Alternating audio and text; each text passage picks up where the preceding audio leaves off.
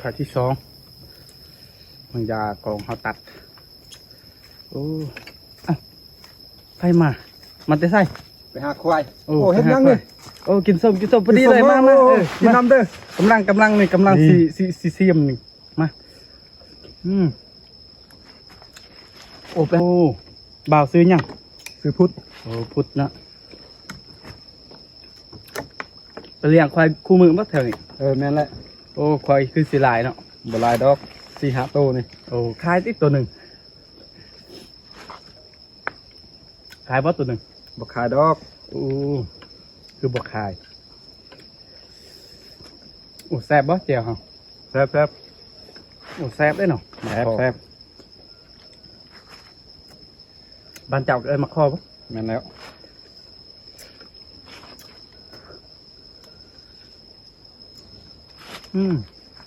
ขันมือพ่อเก็บไม้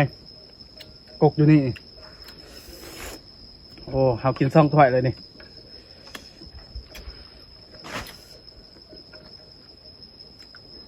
แต่ว่าถ้วยนี่กำลังซีเซียมพอดีจะมาฮอดพอดีป๊าดเข้าเวลาเข้าทีแค่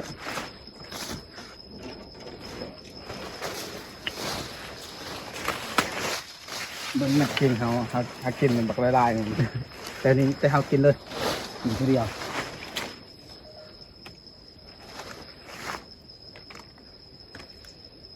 นี่เจ้าน้ำเสียเคยกินป่ะเจ้าน้ำเสีย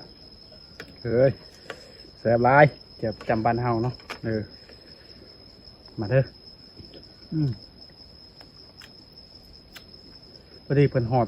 เอาแล้วปรุงพอดีเพิ่นหอดเลย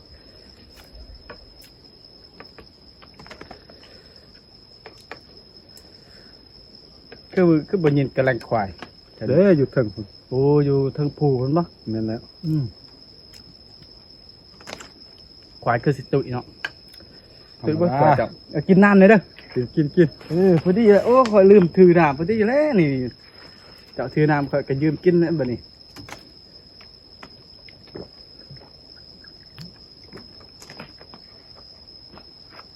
โอ้น้ำเย็นเนาะ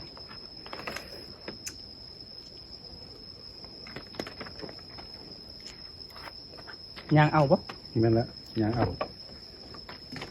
โอ้การจับแถวนั้นเนาะสร้างบ้านตัดกุ้มก็เกินนั่นแหละเราตัดกุ้มแถวนั้นน้องบ้านเจ้าโอ้ไกลเติบได้ขันจนยางไกลสิบหอด4 กิโลพุ่นป่ะ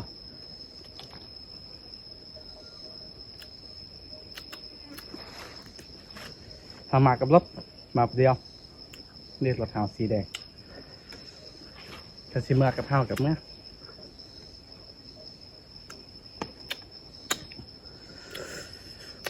สมลายสมบานเดียวป้าเจ้าน้ำเสียบ่มีมดแซ่บบ่แซ่บจะตื้อว่าถงกันตื้อถงแจวเอาเมื่อเลยได้เอาเมื่อใส่ถงเอาพ่อเลยเอาแล้วอยู่เฮือนนี่ไล่พ่อไว้อิ่มแล้วพ่ออะไรเพิ่นว่าไปก่อนเด้อไปเลยปะไปโอ้เพิ่นไปแล้วกำลังว่านำเพิ่นมวนเพิ่นไปเบิ่งควายพุ่นควายเพิ่นเลี้ยงอยู่ผู้เพิ่นได้4-5 โตเพิ่นว่าบ่หลายขอขายก็ซื้อเพิ่นบ่ขายเพิ่นไปโอ้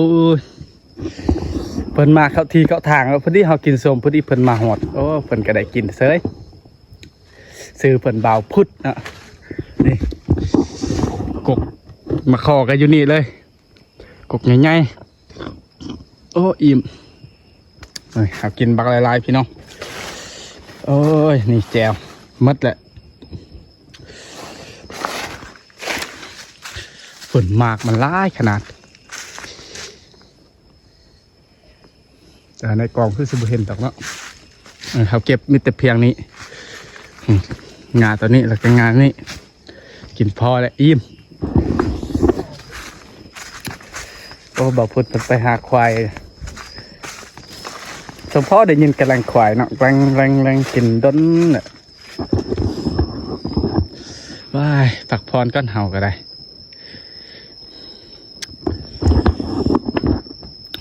อิ่มไรกินมะคอนี่กินเอากินแล้วก็สิเมื่อก็ไล่บัดนี้จานกำลังบ่งามมื้อหน้ามากินไหมนี่รถเฮาได้นี่นะ